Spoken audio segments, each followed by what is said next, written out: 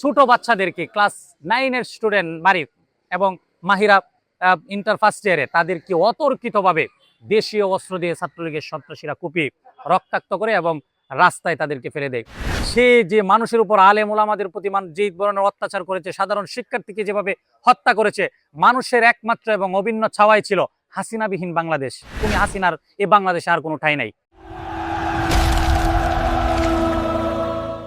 আসলে কিশোরগঞ্জের ৩৬ দিনের আন্দোলনে ঐতিহাসিক চুম্বক অংশ ছিল 18ই জুলাই। 18ই জুলাই আমাদের কর্মসূচি ছিল আজিমুদ্দিন স্কুলমাঠ এবং ঐতিহাসিক শোলাকিয়া ময়দানে আমরা একত্রিত হয়ে মিছিল নিয়ে পুরানতানা হয়ে গৌরঙ্গ বাজার হয়ে আবার আমাদের আরেকটা টিম ছিল বিএম স্কুলে, তারাও মিছিল নিয়ে গৌরঙ্গ বাজার আমরা একত্রিত হই।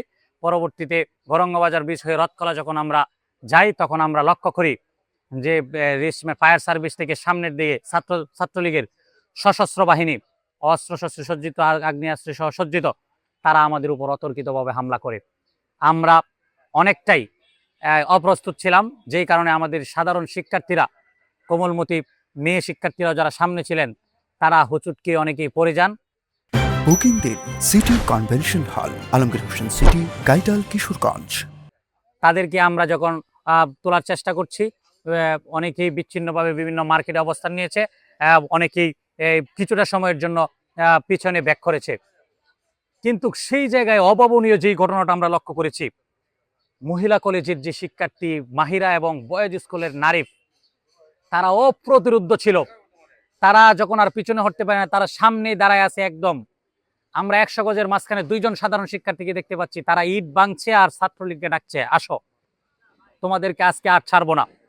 তারা ইট দিয়ে তাদেরকে ইটাচ্ছে এবং এই সাধারণ একবারে ছোট বাচ্চাদেরকে ক্লাস 9-এর স্টুডেন্ট মারিফ এবং মাহিরা ইন্টার ফার্স্ট ইয়ারে তাদেরকে অতর্কিতভাবে দেশীয় অস্ত্র দিয়ে ছাত্রলীগের সন্ত্রাসীরা কুপিয়ে রক্তাক্ত করে এবং রাস্তায় তাদেরকে ফেলে দেয়।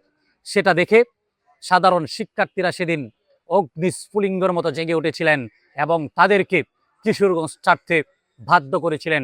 পরবর্তীতে তাদের এই স্যাক্রিফাইস, তাদেরকে যে আক্রমণ করেছে, রক্তাক্ত করেছে কিশোরগঞ্জের রাজপথ, শতাধিক শিক্ষার্থীকে তারা কুপিয়েছে, জখম করেছে, রক্তাক্ত করেছে, সেটা দেখে কিশোরগঞ্জের মানুষ উজ্জীবিত হয়েছে, সারা বাংলাদেশের মানুষ উজ্জীবিত হয়ে তাদের বিরুদ্ধে প্রতিরোধ গড়ে তুলেছে। আমার কাছে আসলে মনে হয় বা বাংলাদেশের মানুষের কাছেও সবচেয়ে বড় যে পাওয়াটা হয়েছে হাসিনাবিহীন বাংলাদেশ।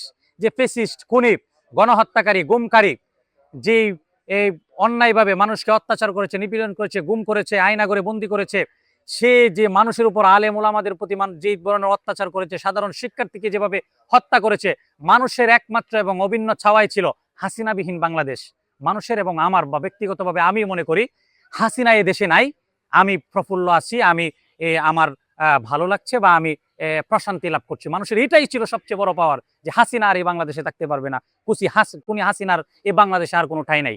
আসলে জুলাইয়ে আমাদের যেই আকাঙ্ক্ষাটা জন্মেছিল, সাম্য, মানবিক মর্যাদা, সামাজিক ন্যায় বিচারের ভিত্তিতে এবং মেধার ভিত্তিতে আমরা এমন একটি কল্যাণকর রাষ্ট্র গঠন করতে চাই, যেখানে ইউনিয়ন পরিষদের মেম্বার থেকে রাষ্ট্রপতি পর্যন্ত এবং ইউনিয়ন পরিষদের সচিব থেকে সচিবালয় পর্যন্ত সকল জায়গায় সৎ, মেধাবী এবং তরুণ প্রজন্মের যারা রয়েছে তারা এই বাংলাদেশকে রিপ্রেজেন্ট করবে।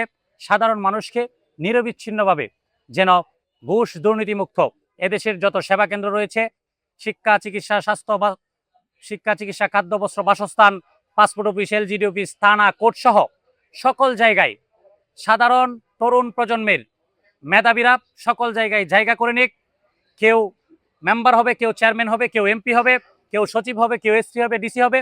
সেভাবে তরুণরাই আগামীর বাংলাদেশকে লিড দিবে, সাধারণ মানুষকে সুন্দর নিরবিচ্ছিন্নভাবে এদেশের সকল সেবা প্রদান করবে। সেই প্রত্যাশায় আমাদের সাধারণ শিক্ষার্থীদের প্রতি।